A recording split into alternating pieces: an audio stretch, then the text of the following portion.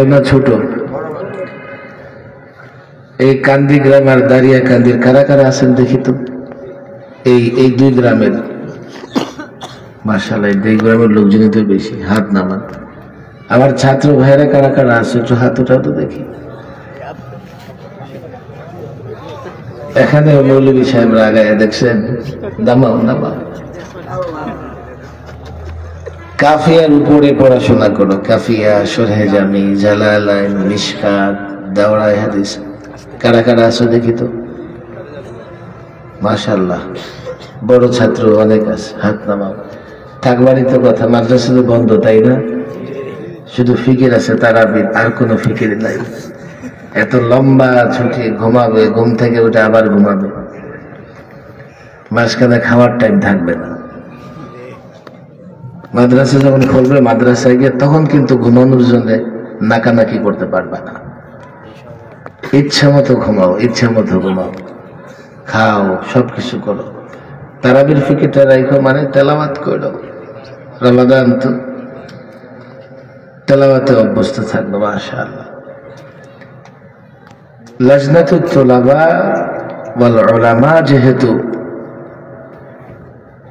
আমি উলামাদের কাছে শনির বন্ধু অনুরোধ করব,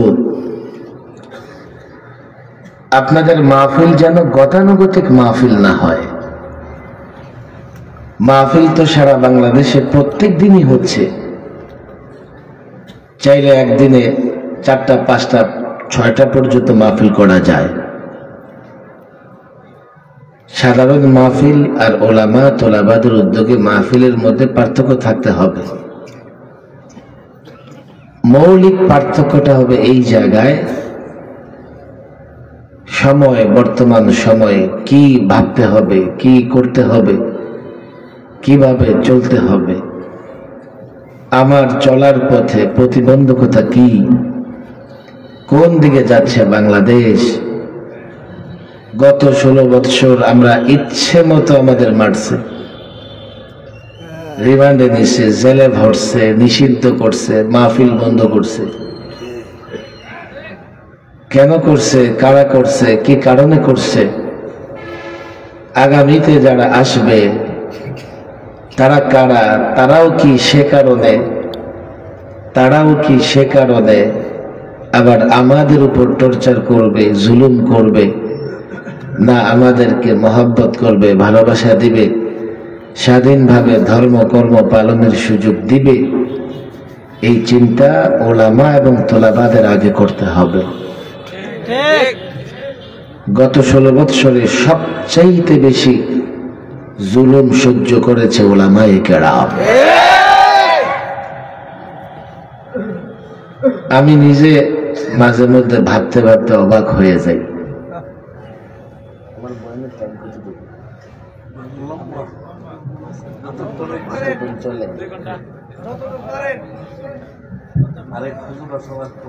না এমন হবে না, হুজুর একটু বসায় রাখবেন, দুইটা একরকম হইলো যতক্ষণ চলে। জুলাই রেখে দেবেন কেউ আসলে। আল্লাহ, আমি মূলত মুদারিস মানুষ, শিক্ষক মানুষ। এই জন্য ছাত্রদের একটা ভাল লাগে আর পড়াইতে মন চায়। জেলখানায় 2.5 বছর আমি ছাত্র পড়াইছি। সময় হাতে কম ছিল, জেলে এত ব্যস্ত ছিলাম, অনেক ব্যস্ত ছিলাম জেলে। অথচ 24 ঘন্টা ছোট্ট একটা কামরায়, এরপর কত ব্যস্ততা। ঢাকায় মাহফিল আমার 6 নম্বর কাজ। কয় নম্বর কাজ? আমার প্রথম কাজ হচ্ছে সবক পড়ানো, দ্বিতীয় কাজ হচ্ছে মাদ্রাসার ইন্তজাম, মাদ্রাসা পরিচালনার কাজ, ভালো করে বুঝবেন। তৃতীয়, আমি বক্তা হওয়ার আগে দায়ী। আমার দাওয়াতি কাজ শুরু করছি school, college, university. Dhaka university বুয়েটের ছাত্রদের মাধ্যমে কাজ করি, আমি কিছু দাওয়াতি কাজও করি। এরপরে আমার কিছু লেখালেখির কাজও আছে, এটা আমি করি। এরপরে আমি আবার সিয়াসি কাজের সঙ্গে জড়িত, দিনভর এগুলো আঞ্জাম দিয়া এরপরে বিকেলের দিকে চেষ্টা করি আশেপাশে কোনো মাহফিল থাকলে যাইতে। আমি বড় ব্যস্ত একজন মানুষ, খুব কাজের মানুষ এমন না, ব্যস্ত, সময় কেটে যায়, সময় পার হয়ে যায়। আমি ওলামাদের কাছে, তোলাবাদের কাছে বলবো, অনেক ফিকির করতে হবে, উম্মার ফিকির করতে হবে, দেশের ফিকির করতে হবে। গতানুগতিক যদি আমরা জীবন অতিবাহিত করি, এমন বিপদে পড়ে যাব। 16 বছর মাইর খাইছি, আবার 16 বছর মাইর খাওয়ার বন্দোবস্ত হয়ে যাবে। আমি বলছিলাম যে আমার মতো একজন নিরীহ মানুষও গত 16 বছরে 3-3 বার সরকারি মেহমান ছিলাম, 3-3 বার। মুফতি আমিন রহিমাহুল্লাহ ইসলাম বিরোধী শিক্ষানীতি, কোরআন বিরোধী নারী নীতিমালার বিরুদ্ধে যখন হরতাল ডাকলেন 4 এপ্রিল 2011-তে, প্রথম আমি গ্রেফতার হই। প্রথম বলতে এই 2-3 দশকে প্রথম। ছাত্র জীবনেরটা বাদই দিলাম। হেফাজত ইসলামের আন্দোলন সংগ্রামের পরে 13-14 আমি লম্বা সময় জেলে ছিলাম। 21-এ এসে ও সবার আগে আমারে, আমি বললাম আমারে দিয়ে শুরু করতে হবে কেন? আপনার মুখটা আগে বন্ধ করা লাগবে। আমি চ্যানেল আই তৃতীয় মাত্রা একটা টক শো আছে, এটা করে বাসার গেট পর্যন্ত আসছি, দোতলা পর্যন্ত উঠতে পারি না। অনেক জুলুম সহ্য করেছে ওলামায়ে কেরাম, মাসের পর মাস রিমান্ডে। আমি নিজেও ভাবলে অবাক হই যে এতদিন রিমান্ডে কেমনে ছিলাম। 2.5 মাসের মতো রিমান্ড কাটছে। আর রিমান্ডও কি নির্যাতনের তো আসলে ধরন আছে। আলেমদের উপরে ওরা যে নির্যাতন করছে এর কোনো ধরন ছিল না। ডিবি থেকে রিমান্ড শুরু হয়েছে, ডিবি শেষ করে পল্টন থানা শেষ করতে করতে প্রথম রোজায় গ্রেফতার হয়েছি। রমাদান মাস শেষ, 28 রমাদানে। ওরা তো ঈদ করবে, পুলিশ ঈদ করবে না, তো আমার রিমান্ডে রাখলে তো ওদের জন্য ঝামেলা। ঈদের ছুটিতে কি হয়ে যায়, ওনারা একটু কারাগারে জমা রেখে আসেন। কেন্দ্রীয় কারাগারে জমা রাখছে। ঈদের 2 দিন পরে আবার রিমান্ড। কোথায়? কয় শাহবাগ থানা শেষ করে কোথায়? কয় এবার মতিঝিল থানার রিমান্ড শেষ, এবার কোথায় নেবেন? কয় রমনা। সর্বশেষ আবার ডিবিতে। আলেমদের উপর যে জুলুম হয়েছে, এই বাংলাদেশের যে মিডিয়া, কথিত মিডিয়া, আলেমদের উপর জুলুম হতে দেখলে ওরা খুশি হয়। আলেমদের উপরে জুলুমের নিউজগুলো ওরা ঠিক মতো ছাপায় নাই, দেখায় নাই। জেলের ভেতরেও আলেমদের উপর জুলুম হয়েছে, টর্চার হয়েছে। 24 ঘন্টা একটা কামরায় আবদ্ধ করে রাখতে, আইসোলেট করা হয়েছে। গোটা দুনিয়া থেকে আলেমরা বিচ্ছিন্ন হয়ে গেছে। তাদের বড় আশা ছিল যে আলেমদের বন্দী করলে আলেমরা জনবিচ্ছিন্ন হবে, জনগণের কাছে হক কথা কেউ বলবে না, আমরা 100 বৎসর ক্ষমতায় থাকব।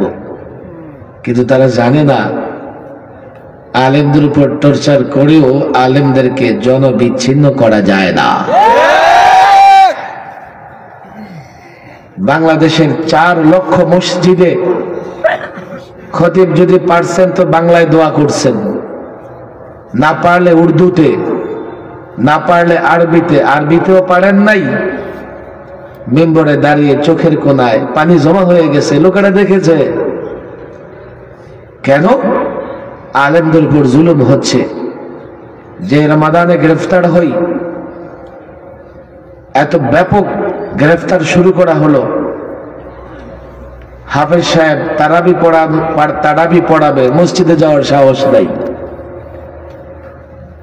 তারাবি পড়ে বের হয়, গ্রেফতার হয়ে যায়। ইমামতি করবে ইমাম সাহেব, সাহস নাই। ইমামতি করে বের হওয়ার পথে অনেকে গ্রেফতার করা হয়েছে। জুলুমের শেষ নাই। কিন্তু তারা যা চেয়েছে জনবিচ্ছিন্ন করতে পারে নাই।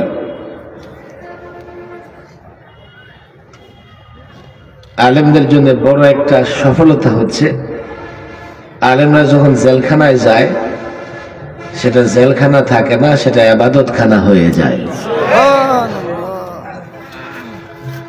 শেষ রাতে 72 জন ছিলাম আমরা এক এক কামরায়। আমি একটা কামরায় প্রায় 2 বছর ছিলাম। এক এক কামরা থেকে কান্নার আওয়াজ আসতো, কান্না কান্না। কোন কামরা থেকে দাঁড়ায় আলেম নামাজে তেলাওয়াত করতেছে আর হো হো করে কাঁদতেছে। কেউ রুকুতে পড়ে কাঁদতেছে, কেউ সেজদায় পড়ে কাঁদতেছে। আন্দোলন করেছে ছাত্ররা, আমরাও 16 বছর আন্দোলন করেছি। এটা মাত্র উসিলা, তাদের পতন হয়েছে আল্লাহর গজবে। বলে যে ফিরে আসবে, ফিরতে পারবে না। আল্লাহর গজবে যার পতন হয় ফিরতে পারে না, নিদর্শন হয়ে থাকে। ফেরাউন নিদর্শন হয়ে আছে। যারা ফেরাউনের পদাঙ্ক অনুসরণ করবে তারাও নিদর্শন হয়ে থাকবে। অতীতে নিদর্শন হয়েছে, ভবিষ্যতেও যদি কেউ ওলামাদের উপর জুলুম করে তারাও আল্লাহর গজবে পতিত হবে এবং আল্লাহর গজবে পতন হয়ে তারা নিদর্শন হয়ে থাকবে।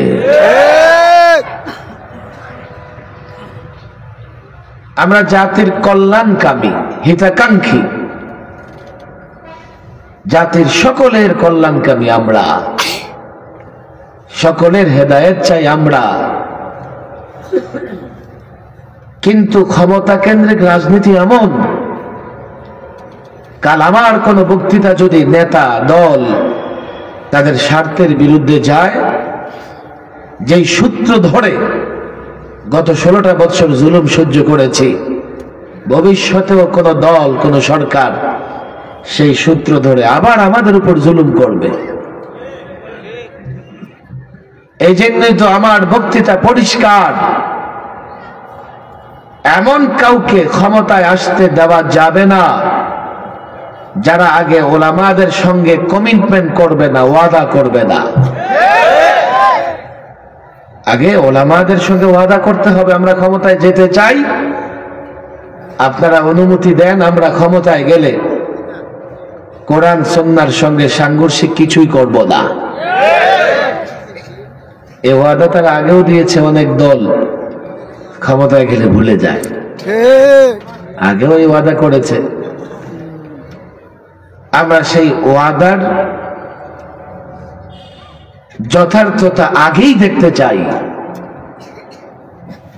ধোঁকা দিয়ে ক্ষমতায় গিয়ে যা খুশি তাই করবা, আমরা প্রতিবাদ করব, জুলুম করবা, তোমাদের পতন হবে, আল্লাহর গজবে, আমরা সেটা চাই না। আমাদের জন্য আমি মনে করি যে একটু সচেতন হওয়া দরকার। আগামীতে কারা আসবে, তারা এসে কি করবে দেশের জন্য, ইসলামের জন্য, কিছুটা হলেও এখন বোঝা যাচ্ছে। কিন্তু এখনই তারা বক্তৃতা দিতে গিয়ে বেসামাল হয়ে যাচ্ছে।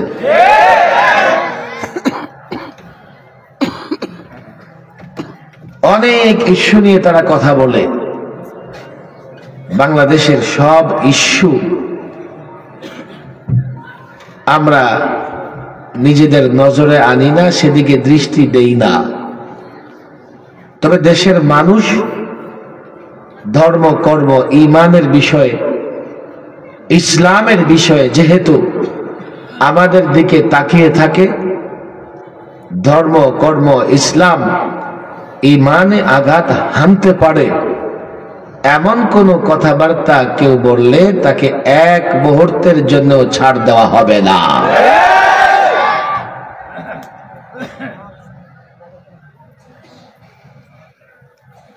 কথা দীর্ঘ বলতেও মন চায়, কিন্তু এখানে আমি অনেক যুবকদেরও দেখতে পাচ্ছি। যদি শুধু ওলামাদের উদ্দেশ্যে কথা হয়, যুবকরা বঞ্চিত হবে। স্কুল কলেজের কারা কারা আছে একটু হাতটা উঠাবো নাকি? স্কুল কলেজের স্টুডেন্ট, মাশাআল্লাহ, হাত নামাও। আমাদের সাধারণ মুসলিম ভাইরা কারা কারা আছে? মাশাআল্লাহ, হাত নামাও। আমি বক্তা আসলে অনেকটা এমন টাইপের, আগে মাঠটা দেখে তারপরে বুঝতে চেষ্টা করি কি কথা বলা দরকার।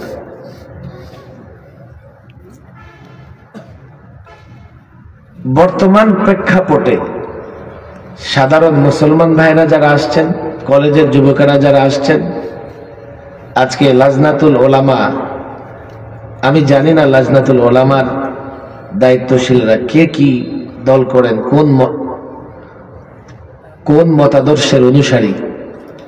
তো আমাদেরকে যেহেতু দাওয়াত দিয়েছে, এতে কনফার্ম এদের আহলুস সুন্নাহ ওয়াল জামাত ওলামায়ে দেওবন্দ মাদারেসা কওমিয়ার অনুসারী এবং ছাত্র শিক্ষক।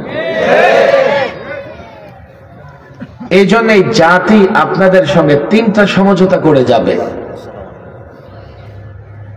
যদি তিনটা বিষয়ে সমঝোতা হয়, তাহলে অতীতে ফিরে যেতে হবে না। ফিরে যেতে হবে না মানে সাধারণ মানুষ আলেমদের উপর জুলুম করবে না, আর জালেমও আল্লাহর গজবে পড়বে না। জুলুম না হলে আমরা ভালো থাকব, জুলুম না হলে কেউ জালেম হবে না, আল্লাহর গজবে পতিত হবে না। এই জন্য আমি মনে করি ওলামাদের হাতে পায়ে দড়ি, ছাত্রদের হাতে পায়ে দড়ি। দেখো, আমি চাইলেও গত 16 বছর রাজকীয় জীবনযাপন করতে পারতাম। 15 সালে যখন 17 জনকে নিষিদ্ধ করা হলো, আমার নাম 4 নম্বরে দেখে অবাক হয়েছি যে আমিও নিষিদ্ধ হওয়ার মতো কেউ। বলবেন আপনি কেন নিষিদ্ধ হবেন না? আমি বললাম আমি কেন নিষিদ্ধ হব? 21-এও আমাকে গ্রেফতার করার পরে 13-14 ইতিহাসটা আরেকটু ভিন্ন রকম ছিল। শাপলা চত্বরের ট্র্যাজেডির পরে আমি গ্রেফতার হই। আমার ফোন কল রেকর্ড, 1 মাসে যত জায়গায় কথা বলেছি সব তাদের কাছে রেকর্ড আছে। আলহামদুলিল্লাহ, 1 মিনিটের কথা তারা এমন বের করতে পারে নাই যেটা উস্কানিমূলক ছিল, যে কথা দিয়ে আমার বিরুদ্ধে রাষ্ট্রদ্রোহী কোনো মামলা করতে পারে। এবারও টেলিভিশন রিমান্ডে মাওলানা আজিজুল হক ইসলামাবাদী আসতেছে, জুনায়েদ আল সাহেব, আমরা আবার কিছুদিন ডিবিতে একলগেও ছিলাম রিমান্ডে। মাওলানা মুফতি হারুন রেজার সাহেব চিটাগংয়ে ছিলেন, আমাদের সঙ্গে কাশিমপুর হাই সিকিউরিটি কারাগারে কিছুদিন ছিলেন। আমরা ঢাকায় যারা ছিলাম, ঢাকার মামলাগুলোতে আমরা ডিবি রিমান্ডে প্রায় দেখা হতো। রিমান্ডে একটা কামরা আছে, 30-35টা মনিটর লাগানো, সামনে অনেক লোকজন হেডফোন নিয়ে বসা, আর প্রত্যেকটা মনিটরে আমার বক্তৃতা, আমার টকশো। জীবনের কোন চিপায় চাপায় কি বক্তৃতা করছে এটা ওরা শুনতেছে। আমার কোন বক্তৃতা থেকে আমার বিরুদ্ধে রাষ্ট্রদ্রোহী মামলা করা যায় কিনা? 13 মামলায় রিমান্ড শেষে ওরা যখন রিপোর্ট দেয়, তো ওনার উস্কানিমূলক রাষ্ট্রদ্রোহী কোনো বক্তৃতা আছে কিনা এই ফর্মটা ওরা পূরণ করে না, জায়গাটা খালি রাখে। আমি বললাম এই জায়গাটা খালি রাখছেন কেন? লিখেন যে নাই। কথা হুজুর এটা লিখতে পারবো না। আমি বললাম তাহলে লিখেন যে হ্যাঁ আছে। কথাও পারবো না। যদি বলি আছে, আমরা তো প্রমাণ পাই নাই। আছে বললে উপর থেকে প্রমাণ চাইলে প্রমাণ কোত্থেকে দিব? আর যদি বলি নাই, আবার পরে আপনার কোনো বক্তৃতা বের হয়ে আসে, এমন চাকরি থাকবে না। ওরা পড়ছে মুসিবতে, একটা শব্দ এমন বের করতে পারে নাই। আমি তো পরিষ্কার বলেছি আমি কেন রাষ্ট্রদ্রোহী বক্তৃতা করব? এ রাষ্ট্র আমার। এ রাষ্ট্রের পেছনে, এই ভূখণ্ডের পেছনে সবচাইতে বেশি রক্ত দিয়েছে আমাদের পূর্বপুরুষ ওলামায়ে কেরাম।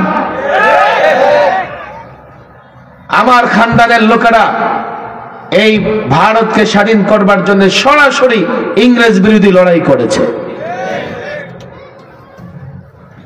200 বছরের লড়াইয়ে আমার সরাসরি পূর্বপুরুষদের রক্ত ঝরেছে। 47 থেকে 71, এবার 5ই আগস্টের অভ্যুত্থান, জুলাই আগস্টের অভ্যুত্থানের নেতৃত্ব ছাত্ররা দিয়েছে। সেই আন্দোলনেও শতাধিক আলেম এবং মাদ্রাসার ছাত্র শাহাদত বরণ করেছে।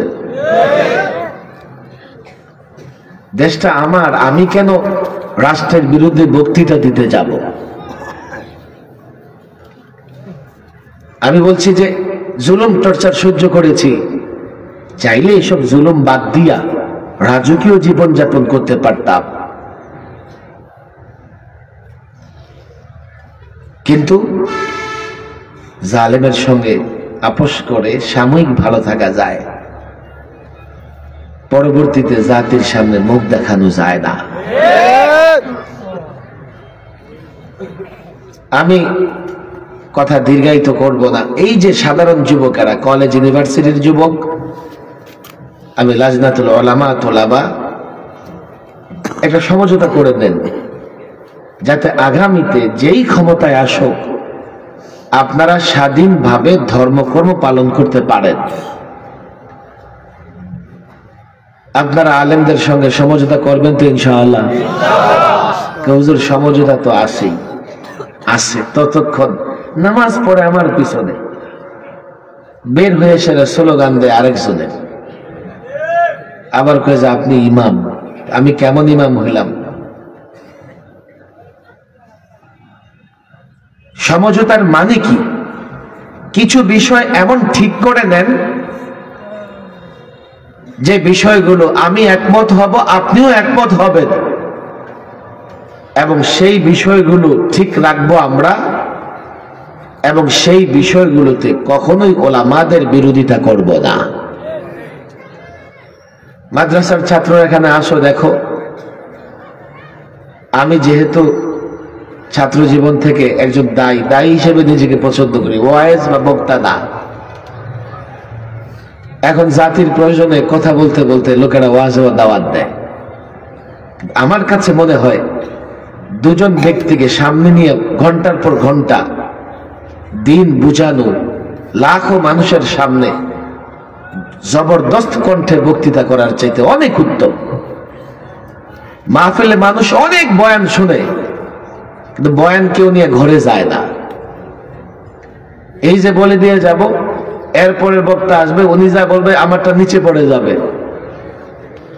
সবার শেষে ওয়াজ শেষ করে হাত দুটো উপর দিয়ে টানা মারবো, সব পেটতে বের হয়ে যাবে।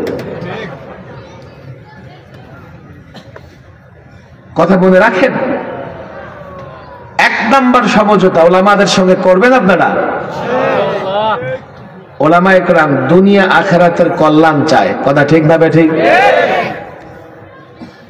আপনারা দুনিয়া আখিরাতের কল্যাণ চান কি চান না? তাহলে 1 নম্বর বিষয়ে তো সমঝোতা হয়ে যায়। দুনিয়া আখিরাতের কল্যাণ চাওয়া মুমিনের বৈশিষ্ট্য, আর শুধু দুনিয়া চাওয়া কাফিরের বৈশিষ্ট্য। فَمِنَ النَّاسِ مَن يَقُولُ رَبَّنَا آتِنَا فِي الدُّنْيَا وَمَا لَهُ فِي الْآخِرَةِ مِنْ خَلَاقٍ وَمِنْهُمْ مَن يَقُولُ رَبَّنَا آتِنَا فِي الدُّنْيَا حَسَنَةً وفي الآخرة حسنة وقنا عذاب النار أولئك لهم نصيب مما كسبوا الله سريع الحساب সূরাতুল বাকারা 200 নম্বর আয়াত, 201, 202। আমি ব্যাখ্যায় যাব না। একদল শুধু বলে আল্লাহ দুনিয়া দাও, দুনিয়া দাও। তাদের সম্পর্কে আল্লাহর সিদ্ধান্ত কি? ওমা লাহু ফিল আখিরাতি মিন খালাক। আখিরাতে তারা কিচ্ছু পাবে না। হুজুর দুনিয়া তো পাবে না, দুনিয়া পাবে সেই গ্যারান্টিও নাই। এই জন্য কাফের মুশরিক যারা শুধু দুনিয়া চায় তাদের সবাই দুনিয়া পায় না, অনেকে না খেয়েও মারা যায়। আমাদের প্রতিবেশী রাষ্ট্রে, আফ্রিকা, আমেরিকার অনেক রাষ্ট্রে গরিব আছে, শুধু দুনিয়ার জন্য খাটে। যেহেতু আল্লাহর ফয়সালা আখিরাত পাবে না নিশ্চিত, দুনিয়া পাওয়ার কোনো গ্যারান্টি নেই। আল্লাহ যাকে চান দেন তো দেন না। মুমিনের বৈশিষ্ট্য কি? আতিনা ফিদ দুনিয়া হাসানা। আল্লাহ দুনিয়ায় কল্যাণ দাও, অফিল আখিরাতে হাসানা, আখিরাতেও কল্যাণ দাও। আল্লাহর ফয়সালা কি? উলাইকা লাহুম নাসীবুম মিম্মা কাসাবু। দুনিয়ায় তারা পাবে যা তারা অর্জন করবে, তবে আখিরাতে তারা পরিপূর্ণ পেয়ে যাবে। এবং এটা খুব দ্রুত দ্রুত, আল্লাহ দ্রুত হিসাব নেবেন, দ্রুত হিসাব নেবেন। আয়াতের ব্যাখ্যা গেলে ঘন্টার পর ঘন্টা শেষ হয়ে যাবে। তাহলে একটা বিষয়ে আমাদের ভেতরে সমঝোতা চুক্তি হতে পারে। এত আস্তে আওয়াজ। হুজুর আপনার কথা তো বুঝতেছি না। বুঝবেন, একটু কঠিন হইলেও খেয়াল করে বুঝবেন। হুজুর সমঝোতা করলে কি হবে? সমঝোতা করলে এটাই হবে, আলেম যদি দুনিয়া আখিরাতের কল্যাণে কথা বলে, সে আলেমের সহযোগী হবেন না মাথা ফাটাবেন? সহযোগী। এটাই হচ্ছে সমঝোতা, এটাই হচ্ছে সমঝোতা। আলেম দুনিয়া আখিরাতের কল্যাণের কথা বললে আলেমের বিরোধিতা করা যাবে না। দুই নম্বর সমঝোতার বিষয় কি? এই দুনিয়া আখিরাতের কল্যাণ আসবে কোন পথে? স্কুল কলেজের ছেলেরা হাত তুলেছে, তোমাদের কাছে দেখো হাতে পায়ে ধরে বলি, আমি এটা মনে করি না যে তোমরা এই বিষয়ে বুঝো না। আমি মনে করি তোমরা দায়ী হও, হামেল হও। একদল বলবে দুনিয়া আখিরাতের কল্যাণ ডেমোক্রেসি, গণতন্ত্র ছাড়া আসবে না। গণতন্ত্র জপতে জপতে মুখে ফনা তুলে ফেলে। আরেক দল বলবে সেকুলারিজম ছাড়া দুনিয়া আখিরাতের কল্যাণ আসবে না। এই জন্য ধর্ম নিরপেক্ষতা প্রতিষ্ঠার জন্য সংবিধান পর্যন্ত তারা পরিবর্তন করে ফেলেছে। আরেক দল বলবে হাতুড়ি কাচি মার্কা ছাড়া হবে না, সোশ্যালিজম, সমাজতন্ত্র, যারা কমিউনিজম বা কমিউনিস্ট রাজনীতি করে। আরেক দল বলবে ন্যাশনালিজম লাগবে। আপনারা বলবেন হুজুর আমরা তো এগুলো বলি না, এগুলো দ্বারা দুনিয়া আখিরাতের শান্তি আসবে। আপনি বলেন না, আপনার নেতা বলে, আপনার দল বলে। এই 53 বছর বাংলাদেশ ঘুরে ফিরে যারা শাসন করেছে এই স্লোগানই তো দিয়েছে। আমাকে বলেন 53 বছর যারা বাংলাদেশ পরিচালনা করেছে ঘুরে ফিরে এই স্লোগানই তো তারা দিয়েছে। আপনি তাদের পেছনে দৌড়েছেন, আমার পেছনে তো একবারও দৌড়ান নাই।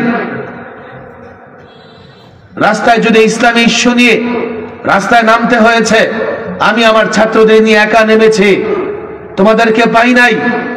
কিন্তু এই দুনিয়াবি স্বার্থে প্রচলিত রাজনৈতিক নেতাদের পেছনে নেমে কত সময় নষ্ট করেছো, কত রক্ত তোমরা দিয়েছো বলো। এর মানে তোমরাও বিশ্বাস করো যে ডেমোক্রেসি, সেকুলারিজম, সোশ্যালিজম, ন্যাশনালিজমেই শান্তি আসবে। আমরা আলেমরা বিশ্বাস করি দুনিয়া আখিরাতের শান্তি আসবে ইসলামের পথে। আপনারা কি বিশ্বাস করেন? আসলে মাদ্রাসা ছাত্র হাত উঠাইতে হবে না, সাধারণ মুসলিমের হাত উঠান তো দেখি। সবাই উঠায় নাই, কিন্তু ওই যে মাঝখানে কিছু হাত উঠে নেই, হাত নামান। 3 নাম্বার খেয়াল করেন, আমরা সবাই দুনিয়া আখিরাতের কল্যাণ চাই, এক না সবাই? আর এই কল্যাণ কোন পথে আসবে? আপনাদের কষ্ট হচ্ছে না, কোন পথে? ইসলামে। 3 নাম্বার, এই ইসলামের কথা বলবে ডাক্তার, ইঞ্জিনিয়ার, ব্যারিস্টার, বড় চেয়ারে বসে গেছে আপনাদের ভোট নিয়ে রাজনীতিবিদ, সে বুঝাবে। মাওলানা হাসান জাবের সাহেব বক্তৃতা করতেছে, একজন কয় কি তাফসির করেন, তাফসির করেন, ছাগলের বাচ্চা ছাগল। একজন আলেম কথা বলতেছে, এক গন্ড মূর্খ কয় তাফসির করেন, তাফসির করেন। তোর 14 গোষ্ঠীর তাফসির দেখছে? এগুলো সাহস বেড়ে গেছে। একদল 16 বছর করেছে, তারা মনে করেছে যে আমরাও করব, আমরাও মনে করব। কেন দেখো নাই কত মঞ্চে ওরা ওদের নেতারা জুতা খাইছে? তোমাদের জুতা খাইতে মন চাইলে তোমরাও মাহফিলে গিয়ে উল্টা পাল্টা বইলো।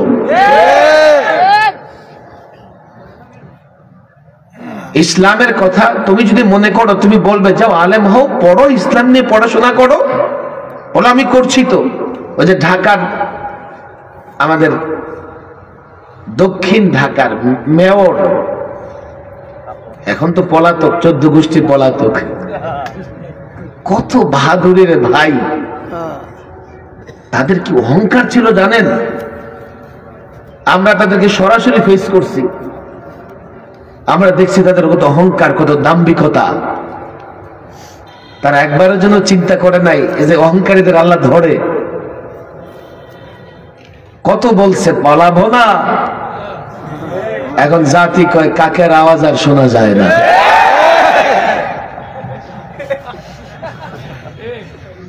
দক্ষিণের মেয়র কয় মৌলবীদের কটাক্ষ করে আমিও আলেম। এখন প্রমাণ কি তার? প্রমাণ হলো আমিও আলিফ বা তাসা পড়ছি। এগুলো ভিডিও খুঁজে দেখেন, আসে এখন, আসে না? নাই। আমি জুমার মসজিদে, আলহামদুলিল্লাহ, যে কথা এখানে বলি আমি মসজিদেও বলি। আমি মিম্বরে বসে বললাম আমিও আজ থেকে ব্যারিস্টার সাখাওয়াত হোসেন রাজি। মুসল্লিরা তো অবাক, হুজুর আপনি ব্যারিস্টার কবে? আমি বললাম প্রমাণ চান? প্রমাণ হচ্ছে আমিও ABCDEFG জানি। তার চাইতে 2 লাইন বেশি জান বলতে পারবো। সে আলিফ বা তাসা পরে যদি আলেম হয়ে যায়, আমি ABCD পরে ব্যারিস্টার কেন হতে পারবো না?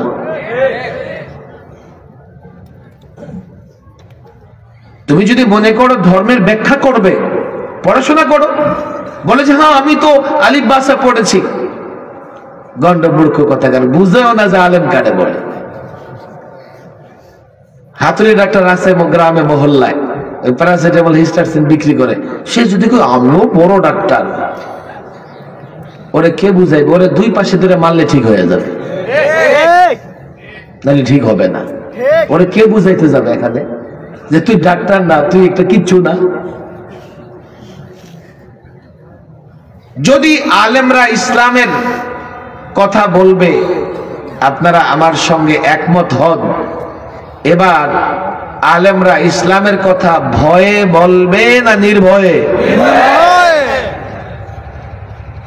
কলেজ, ইউনিভার্সিটি, মুরব্বীরা খবরদার। গত 16 বছর কথা বলছি ভয়ে ভয়ে। বলো যে আপনিও ভয় পাইছেন? আরে পাইতে বাধ্য হইছি।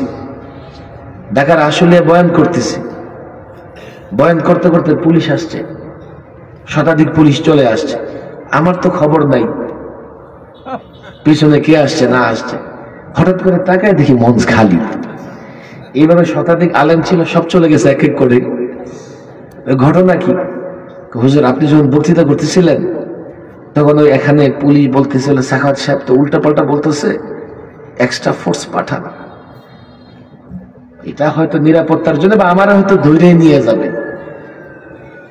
আমারে ধরে নিয়ে যাবে, তোমরা আমার ছেড়ে চলে যেতেছো। আমি আমার কর্মপদ্ধতি বারবার পরিবর্তন করি। এই জন্যে আমি রিস্ক নিতে হলে দেখতে হবে পেছনে যারা আছে এটা ওরা সামলাতে পারবে কিনা। আমি অগ্রসর হলে আমার দেখতে হবে এই বোঝা ওনাদের জন্য ভারী হয়ে যাবে কিনা। আমি এমন কোন উদ্যোগ বা হঠকারী সিদ্ধান্ত নিতে চাই না এরপরে ওলামায়ে কেরাম ছাত্ররা সেই বোঝা বহন করতে পারবে না। বলে তাহলে কি করবেন? দিন দিন তো আমরা আরো দুর্বল হয়ে যাব। না, তৈরি করব।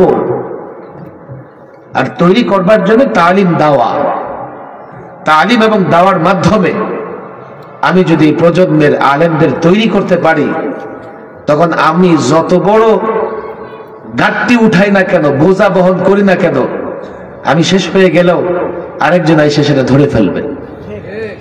আমি ছাত্রদের বলি, ওলামাদের বলি, আমরা কিন্তু মাঠ প্রস্তুত করতে পারি নাই। আমরা এখনো সামনে দুজন চলে গেছে, পেছনে দুজন দাঁড়ায়া সেই বোঝা বহন করবে, আমরা কিন্তু সেটা পারি নাই। যদি পারতাম 16 বছরে রক্ত দিয়ে এখন সরকারের উপদেষ্টা থাকতো 20 জন আলেম,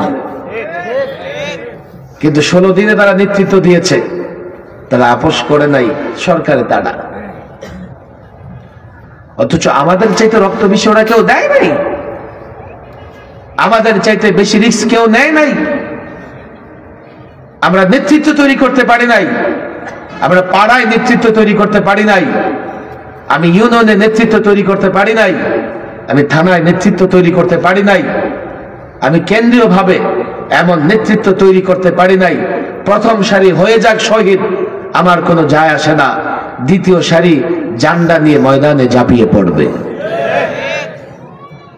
আমাদের ব্যর্থতা আছে, ওপেন বলতেছি। এগুলো হয়তো বা আপনারা অপরাধ মনে করবেন না, ইসলামের দুশ্মনরা বলবে তাহলে থামাও, সে তো দেখে জাতিকে জাগ্রত করে ফেলতেছে। রিস্ক নিয়ে কথাগুলো বলতে হয়।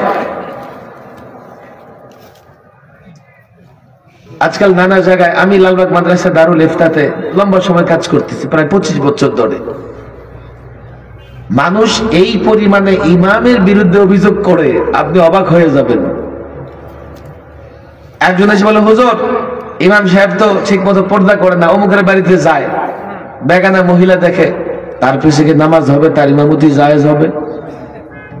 আমি বলি হ্যাঁ, তোমার নামাজ জায়েজ হবে। হুজুর আমি আবার আমি, তুমি সারাদিন মহিলা দেখো, ইমাম তো মাঝে মধ্যে দেখে, তো তোমার নামাজ ইমামের পিছনে সমস্যা নাই। নিচে ভূত থাকি না, ইমাম খোঁজো একেবারে জুনায়েদ বাগদাদি। ইমাম সাহেবের চাকরি নাই। কেন? পর্দা নিয়ে আলোচনা করছে। এখন মসজিদের কেশিয়ার ইমাম সাহেবকে ডাইকে বলতেছে, হুজুর এত মুসল্লির সামনে আমার অপমান না করলেও পারতেন। আমি আপনার অপমান করলাম? কই যে আপনি পর্দা নিয়ে ওয়াজ করছেন। করে ভাই এটা তো কোরআন হাদিসের কথা বলছি। কই বলছেন তো কোরআন হাদিসের কথা, লোকেরা জানে যে আমার পরিবার পর্দা করে না, তো দিলেন তো আমারে নষ্ট কইরা। একদল এখনই বক্তৃতা শুরু করে দিয়েছে, কোরআনে রাজনীতি নাই। এর মানে আমি যখন রাজনীতি নিয়ে কথা বলবো তার ভয়ে ভয়ে বলতে হবে, তাহলে সে বাধা দিয়ে ফেলবে, বলবে যে তাফসির করেন, বলবে যে ওয়াজ করেন, এগুলো কি করতেছেন? আচ্ছা, তারে জিজ্ঞেস করা যায় কিনা, কোরআনে যদি রাজনীতি না থাকে, তুমি মুসলমান না? আমি মুসলমান। তাহলে তুমি কেমনে রাজনীতি করো? যে জিনিস কোরআনে নাই সেটা তো কোনো মুসলমান করতে পারে না। ইমাম সাহেব রাজনীতি করে, আচ্ছা অপরাধ?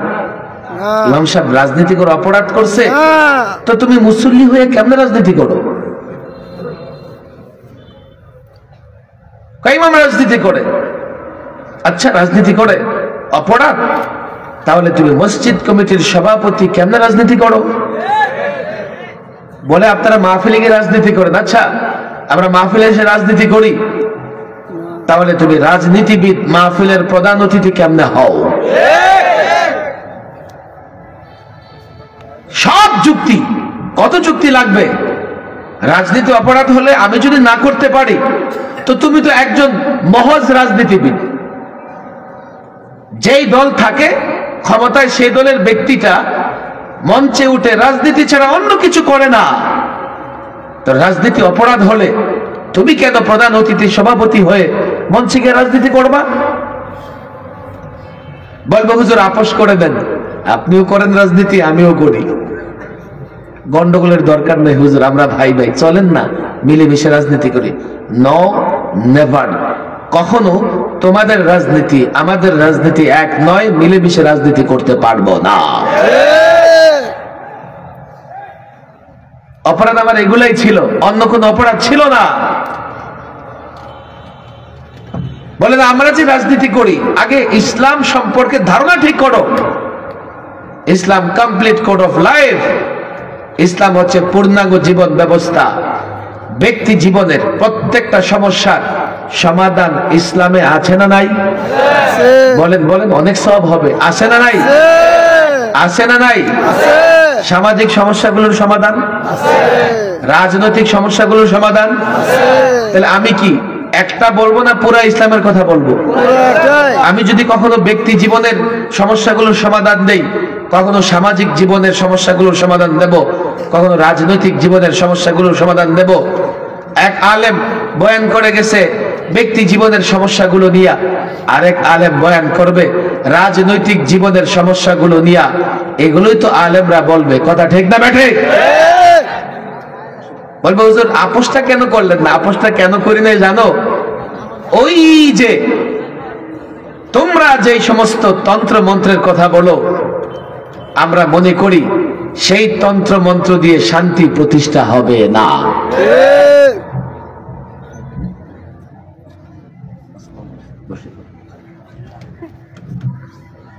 আপনাদের কষ্ট হচ্ছে না তো? না। খেয়াল করেন, খেয়াল করেন। আমি যে চারটা তন্ত্র মন্ত্রের কথা বললাম, এখন আমি এগুলোর সমালোচনা করলে আমার কলেজের ছাত্ররা বলবে হুজুর আপনিও কি ধর্মান্ধ, আপনিও কি সাম্প্রদায়িক, মনে হয় যে আপনি একটু মৌলবাদী টাইপের। ভাইরে, এই যে আমি স্কুল কলেজের ছেলেদের সাক্ষী করে বলে যাচ্ছি, গণতন্ত্রের সুফল কুফল নিয়া রাষ্ট্রবিজ্ঞানের বইগুলোতে চ্যাপ্টার আছে, বিতর্ক আছে। কলেজের ছাত্ররা সাক্ষী দেওয়া আছে না নাই? গণতন্ত্রের সুফল কুফল নিয়ে আলোচনা নাই, পক্ষে বিপক্ষে বিতর্ক নাই। তা আমি যদি এটাকে নিয়ে সমালোচনা করি, আমি ধর্মান্ধ কেন হব? সেকুলারিজম, ধর্ম নিরপেক্ষতাবাদ, তোমার পকেটে মিস্টার অ্যান্ড্রয়েড আছে, বের করো। এখন তুমি গিয়ে দেখো ধর্ম নিরপেক্ষতার বিরুদ্ধে সবচাইতে বেশি আন্দোলন সংগ্রাম করেছে খ্রিস্টান পাদ্রীরা গির্জা এবং রাষ্ট্রের লড়াইয়ের পরে। আমি ধর্ম নিরপেক্ষতার একাডেমিক আলোচনা করতে চাই না। তুমি সোশ্যালিজম, সমাজতন্ত্রের কথা বলো, কমিউনিজমের কথা বলো, দেখো ডেমোক্রেসি ওলারা সোশ্যালিজম পছন্দ করে না। একটা আরেকটা সাপে নেউলে অবস্থা পশ্চিমা বিশ্বে, এ নিয়ে বিতর্ক আছে। তা আমি যদি এগুলোর গঠনমূলক সমালোচনা করি, আমি কেন ধর্মান্ধ হব? কথা বুঝবার চেষ্টা করেন। প্রচলিত রাজনীতিবিদ সে যদি এই তন্ত্র মন্ত্র দিয়ে রাজনীতি করে, আর আমি যদি মনে করি এগুলো দিয়ে শান্তি নয়, শান্তি আসবে ইসলাম দিয়ে, আমি ইসলাম যেভাবে রাষ্ট্র ব্যবস্থা পরিচালনা করতে বলেছে, আমি যদি সেগুলো বলি, এই দুটা জিনিস কোনোদিন এক হতে পারবে না। আমার কোনো বাধা নাই। রাজনীতিবিদ কেউ থাকলে বলতে পারে হুজুর আপনার তো মতলব খারাপ, মনে হয় যে আমাদের সরাই আপনি ক্ষমতায় বসে যাবেন। না, জনগণ যদি কাউকে ক্ষমতায় বসায় বসবে, কিন্তু এক একজন আলেমকে আল্লাহ 10টা 20টা এমপির মতো মর্যাদা দিয়ে রাখছে। এই জন্য একজন আলেম কোথাও গেলে হাজার হাজার মানুষ হয়ে যায়। সাধারণ মানুষ আলেমকে মহব্বত করে, এরপরেও আলেমরা মনে করলে প্রয়োজনে সংসদ সদস্য হবে, চেয়ারম্যান হবে, মেম্বার হবে, আমি সেটা বাধা দেই না। তুমি যদি মুসলমান হও, মুসলমানের সন্তান হও, আমি বলি তুমি রাজনীতি করো, কোনো বাধা নাই। তবে রাজনৈতিক ময়দানে আমি তুমি এক হতে পারবো না, বরং তুমি মুসলমান হয়ে থাকলে কোরআন সুন্নাহ মেনে রাজনীতি করো। বলবেন হুজুর কোরআন সুন্নাহ মেনে রাজনীতি করে কি ক্ষমতায় যাওয়া যাবে? আমি বলি গ্যারান্টি দিয়ে দেই ক্ষমতায় যাবে, গ্যারান্টি দিয়ে দেই 5 বছর না 50 বছর ক্ষমতায় থাকতে পারবে। কোরআন সুন্নাহ মেনে যদি রাজনীতি করো, 56,000 বর্গ মাইলের বাংলাদেশ নয়, গোটা পৃথিবী শাসন করতে পারবে। আমরা তো ভুলে গেছি আমাদের ইতিহাস। একটু দেখো না, ওই তোমার মিস্টার গুগলকে জিজ্ঞেস করে দেখো, তোমার পূর্বপুরুষেরা স্পেন ইউরোপ শাসন করেছে 782 বছর। আমাদের প্রতিবেশী এক মিস্টার কসাই আছে না নাই? আমি তো একদিন ঘুম থেকে উঠে অবাক যে একজন আরেকজন আমার দেশটা বুঝাইয়া দিছে। আমার তখন মনে পড়ে গেছে ওই কিচ্ছার কথা। কৃষক গরু বিক্রি করতে যাবে, রাস্তায় ছিনতাইকারীর নজরে এই গরু নিয়ে যাইতেছে, বিক্রি করে আসবে, টাকা কিন্তু তার থেকে ছিনতাই করতে হবে। বিকেল বেলায় কৃষক গরু নিয়ে ফিরতেছে, এই গরু বিক্রি করলি না? কেন বিক্রি করি নাই, মানুষ কম দাম বলে। কম আর বেশি তোর কি? অর্থাৎ তুই যা বিক্রি করবি বেশি হইলেও তো আমার, কম হইলেও তোর। ছিনতাইকারীর অবস্থা দেখেন, একজন দিয়ে দিছে আরেকজন বাংলাদেশ, দেশ আমার, যুদ্ধ করে দেখেন বাংলাদেশ আমরা কারো করুণায় পাই নাই, যুদ্ধ করে দেশ পেয়েছি। এই দেশ আবার একজন আরেকজনের দিয়ে দেয়। পরে দেখলাম না, আসলে বিষয়টা এমন না। আমি তো বলি দিয়েও যদি দেয় তো এটা পাগলের প্রলাপ হবে, এর কোনো বাস্তবতা থাকবে না। প্রায় মুসলমানদের বিরুদ্ধে কথা বলে এই মিস্টার কসাই। আমি বলি এর কসাই একটু পিছনের দিকে যাস না। ইংরেজ আসার আগে এই ভারত শুধুমাত্র মোগলরা, আমি ইতিহাস আপনাদের যারা কমন, আপনাদের কাছে কমন সেটাই বলি, আমি আজীব ইতিহাস বলবো না। আপনাদের পাঠ্যপুস্তক বই পুস্তকে আসে না নাই?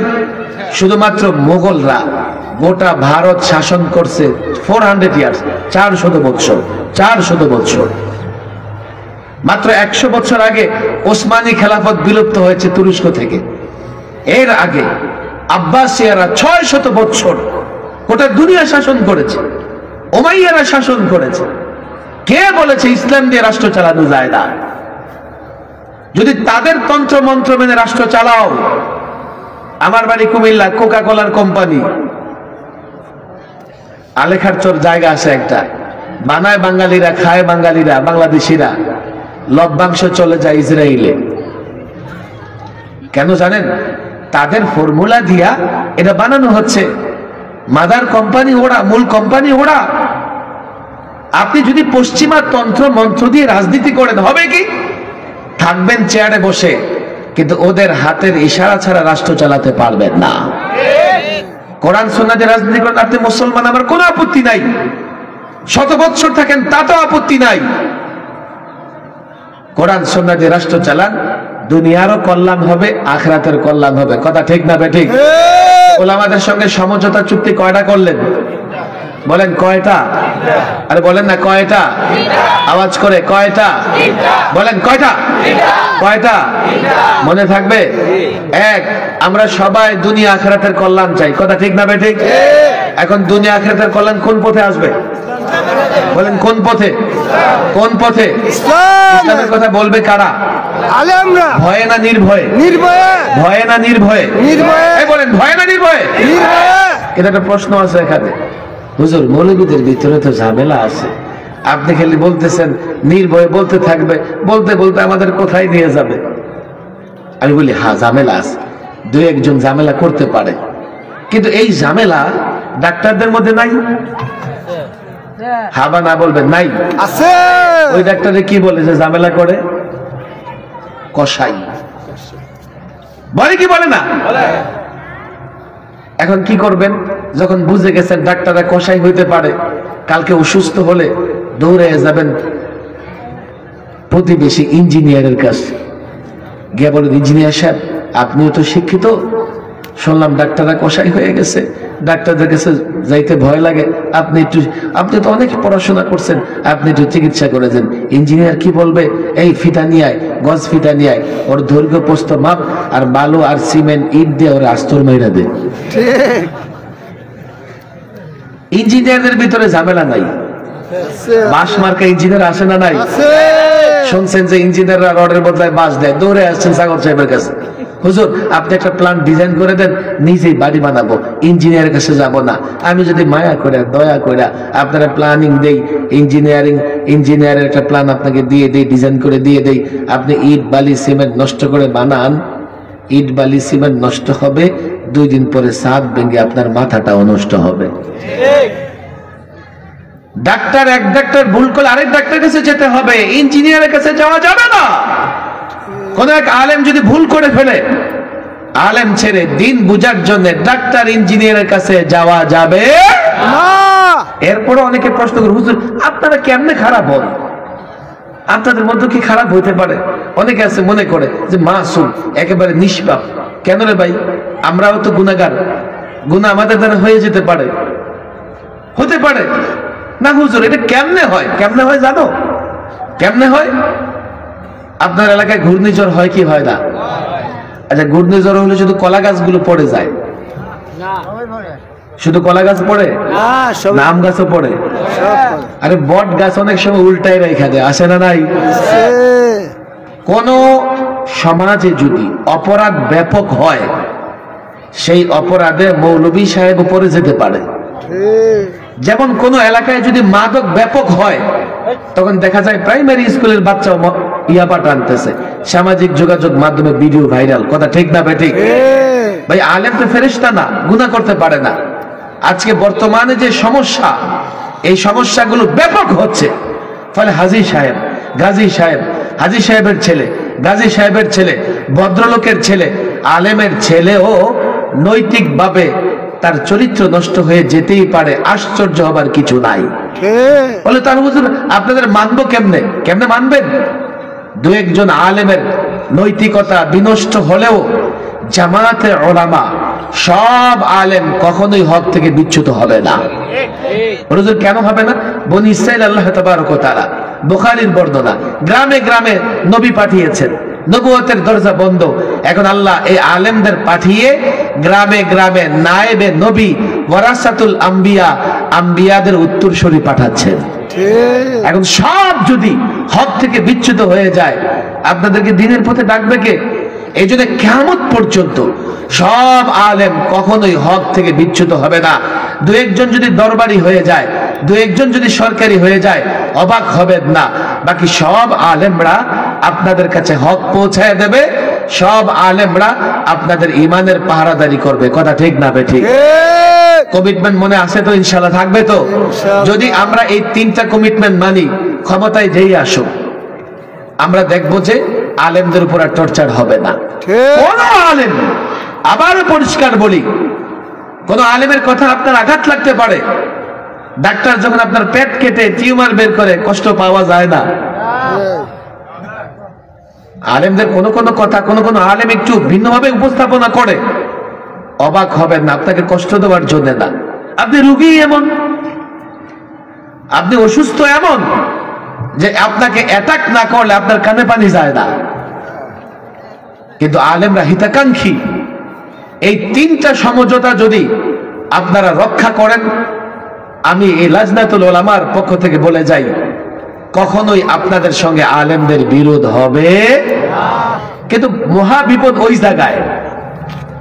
এই গত 16 বছর আমার মুসল্লিরা একটা সময় বলতো, হুজুর আপনি এইভাবে কথা বলতেছেন, আপনাদের বিপদ হবে হুজুর, আপনি একটু কথা না বললে হয় না, চুপচাপ থাকলে হয় না? আমি তো পারি না রে ভাই। হুজুর কেন পারেন না? আমি পারি না, আমি যদি চুপচাপ থাকি আল্লাহর কাছে জবাব দিতে পারবো না।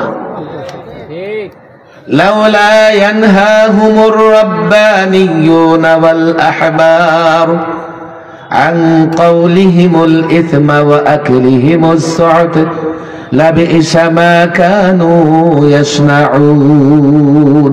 ওলামাদের কাছে আয়াতটা দেখে যাই। এই আয়াতে হযরত আব্দুল্লাহ ইবনে আব্বাস বলেন, সবচাইতে কঠোর ভাবে সমালোচনা করা হয়েছে উলামাদের। কোন আলেম যদি তার জাতিকে অন্যায় অসৎ কাজ থেকে, অবৈধ কাজ থেকে, দুর্নীতি থেকে, মিথ্যা থেকে নিষেধ না করে, আল্লাহ বলছেন লাবিসা মা কানু ইয়াসনাউন, এই আলেম কতই মন্দ কাজ করতেছে, কতই মন্দ কাজ করতেছে। আপনারা আমাকে মহব্বত করেন, আপনারা মনে করেন কেন আমি রিস্ক নিয়ে কথা বলি? আল্লাহ তো আমাকে মর্যাদা দিয়েছেন, আবার আমার ব্যাপারে কঠোর হুঁশিয়ারি এসছে। আমি যদি জাতিকে সৎ পথে আহ্বান না করি, অন্যায় থেকে বিরত না রাখি, আল্লাহ খোদ আমার সমালোচনা করেছেন, দেখো ভাই, যদি সমঝোতা রক্ষা না করো, আমি দ্বীনের কথা বলি, তুমি সহ্য না করতে পারো, আমি কোরআনের কথা বলি, তুমি আমাকে বক্তৃতা করতে না দাও, আমি তো চুপ থাকতে পারবো না, আমি তো মুখ বন্ধ করতে পারবো না। আল্লাহ যেহেতু আমাকে এই অর্ডার দিয়েছে, দায়িত্ব দিয়েছে, আমি তো বলতেই থাকবো। হবে কি দেখো, আমার উপর টর্চার করে তুমি তোমার দুনিয়াও বরবাদ করবে, আখিরাতও বরবাদ করবে। বুঝার তো চেষ্টা করো কেন আলেমরা দায়িত্ব নিয়ে কথা বলে। 32 বছর আগে হাফিজ হুজুর রাহিমাহুল্লাহ তাওবার রাজনীতির ডাক দিয়ে গেছেন। আপনারা কিশোরগঞ্জের মানুষ, বৈরবের মানুষ, আমি জানি এই অঞ্চলেও হাফিজ হুজুর অনেক সফর করেছেন। 32 বছর আগে যদি রাজনীতিবিদরা তন্ত্র মন্ত্র ছেড়ে তওবা করে ইসলামের পথ ধরত, তো 32 বছর পরে এই রাষ্ট্রটা এখন আর গৃহযুদ্ধের দিকে যাইতো না। গত 16 বছরের দুর্নীতির পরিসংখ্যান আমার কাজ না, এটা মিডিয়ায় মাঝে মধ্যে দেখি। গত 16 বছরে দেশ থেকে পাচার হয়েছে 22 লক্ষ কোটি টাকা। এখন ঋণী বাংলাদেশ 18 না 16 লক্ষ কোটি টাকা, মানে প্রত্যেকের মাথায় 1 লাখ টাকার ঋণ আছে। আগামী 50 বছরে আপনি রক্ত পানি করে যা কামাবেন, এগুলো থেকে সেই ঋণ শোধ করা হবে। 32 বছর আগে হাফিজ হুজুর তওবার ডাক দিয়ে গিয়েছিলেন, এই জাতি বড় অন্যায় করেছে, আল্লাহর খলিফা হিসেবে রাষ্ট্র পরিচালনা না করে পশ্চিমাদের খলিফা হিসেবে রাষ্ট্র পরিচালনা করেছে। আজকে হাফিজ হুজুরের সঙ্গে ন্যূনতম সম্পর্কের কারণে মুফতি আমিন রাহিমাহুল্লাহর আমানত, তার সংগঠনগুলোর দায়িত্ব আমার স্কন্ধে আসবার কারণে আমি ওলামা তোলাবাদের আকাবের আসলাফদের পক্ষ থেকে আহ্বান জানাই, যদি মনে করেন যে না ভবিষ্যতে যারা আসবে তারা আপনাদের জিজ্ঞেস করে আসবে, যারা আসবে অন্তত এই কমিটমেন্ট করবে যে না আমরা ইসলাম নিয়ে আপনাদের মুখের উপর কথা বলবো না। ঝামেলা যদি আপনাদের হয়, ওলামা একরাম একসঙ্গে বসে সেই ঝামেলা মিটমেট করবে। এই কমিটমেন্ট যদি না নিতে পারেন, পশ্চিমা দুশ্মন কিন্তু বসে আছে, আমাদের প্রতিবেশী রাষ্ট্রে দুশ্মনরা বসে আছে, তারা কিন্তু এই সরকারকে বারবার চাপ দিতে থাকবে। আর তারা পশ্চিমাদের চাপে, ভারতের হিন্দুত্ববাদীদের চাপে আবারও আপনাদের উপর জুলুমের রাস্তা বের করে দেবে। এই জন্য আমি বলি ওলামাদের একটু সচেতন হন, ছাত্র সমাজকে তৈরি করেন। আমাদের চূড়ান্ত টার্গেট যেটা ক্ষমতা নয়, চূড়ান্ত টার্গেট আমরা দেখতে চাই এই দেশটা পরিচালিত হবে কোরআন সুন্নাহ দ্বারা। কথা ঠিক না বেঠিক? এইভাবে জাতির সামনে দিনকে পেশ করেন। আমি একজন দায়ী বলতে এই জন্যই আমি গর্ববোধ করি, আমি দেখেছি আমি যখনই স্কুল কলেজের ছেলেদের সামনে ইসলামকে পেশ করতে পেরেছি, আমি তাদের চোখে পানি দেখেছি। চেহারায় দাড়ি নাই, আমি এরপর দিন থেকে চেহারায় দাড়ি দেখেছি। আমরা জাতিকে ইসলাম বুঝাইতে পারি নাই, ইসলামের সৌন্দর্য, ইসলামের ন্যায় ইনসাফ, ইসলামের সুশাসন, ইসলামের সুষম অর্থ ব্যবস্থা, ইসলামের ন্যায় সঙ্গত বিচার ব্যবস্থা। ব্যবসা করতে চাও দোকানদার করো, ইসলাম মেনে করো, দুনিয়ারও কল্যাণ আখিরাতের কল্যাণ। চাকরি করতে চাও করো, ইসলাম মেনে করো, দুনিয়ার কল্যাণ আখিরাতের কল্যাণ। আমরা যদি জাতিকে ইসলাম বুঝাইতে পারতাম, আমার বিশ্বাস এই জাতি নিঃসন্দেহে আমাদের সহযোগী হইতো। লাজনাতুত তোলাবা ওলামাদের প্রথম কাজ ইসলামের আমানত প্রত্যেক যুবককে বুঝাইয়া দেওয়া। এবং আমি আশাবাদী বাংলাদেশের এই বর্তমান পরিস্থিতিতে, আপনি দেখেন 5 আগস্টে বিপ্লব হয়েছে, অভ্যুত্থান হয়েছে, দাবি ছিল, মূল দাবি কি ছিল? কোটা থেকে বৈষম্য দূর করা, শুধুমাত্র কোটা থেকে বৈষম্য দূর করা। আমাকে বলেন, ইসলাম তো এমন এক ধর্ম যে ধর্মে সব জায়গা থেকে বৈষম্য দূর করার ফর্মুলা আছে। কথা ঠিক না বেঠিক? আমি তো পরিষ্কার বলি, আমরা যদি জাতিকে বুঝাইতে পারি ইসলামী ফর্মুলায়, সব জায়গা থেকে বৈষম্য দূর হবে, এই জাতি ইসলামের পক্ষে দাঁড়ায়া যাবে, এই যুবকেরা দাঁড়ায়া যাবে, আমার মুসল্লি দাঁড়ায়া যাবে। বিনা রক্তপাতে বাংলাদেশে ইসলাম প্রতিষ্ঠিত হবে। হুজুর বিনা রক্তপাতে কেমনে হবে? প্রয়োজন তো ছিল লক্ষ লক্ষ লোকের রক্ত দিবে। শুধু কোটা থেকে বৈষম্য দূর করবার জন্য যদি 2000 রক্ত দিতে পারে, জীবনের প্রত্যেকটা ক্ষেত্র থেকে বৈষম্য দূর করবার জন্য 2 লক্ষ রক্ত দেবে, এটা স্বাভাবিক। রক্ত কেন দিতে হবে না? এই যুবকেরা যদি ইসলাম বুঝে যায়, এই মুসল্লিরা যদি ইসলাম বুঝে যায়, কলেজ ইউনিভার্সিটির ছাত্ররা যদি ইসলাম বুঝে যায়, রক্ত দিতে হবে না, আন্দোলন করতে হবে না, সংগ্রাম করতে হবে না। প্রত্যেক যুবক, প্রত্যেক ছাত্র নিজের জায়গায় দাঁড়িয়ে ঘোষণা করে দেবে আমি ইসলাম চাই, নিজের জায়গায় দাঁড়িয়ে ঘোষণা করে দেবে কোরআন চাই, নিজের জায়গায় দাঁড়িয়ে ঘোষণা করে দেবে আল্লাহর নবীর সুন্নাহ বাস্তবায়ন চাই। আল্লাহর কসম করে বলি, লড়াই করতে হবে না, সংগ্রাম করতে হবে না। বিনা রক্তপাতে শাসক গোষ্ঠী ইসলাম এবং কোরআনের শাসন জারি করতে বাধ্য হবে।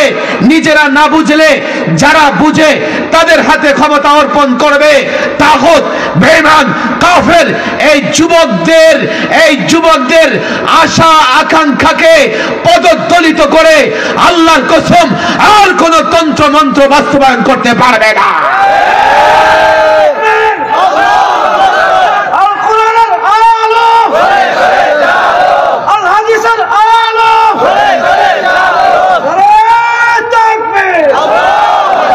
আপনারা তিনটা সমঝোতা করছেন, আমি লাজনাতুল উলামার পায়ে ধরবো ছাত্রদের।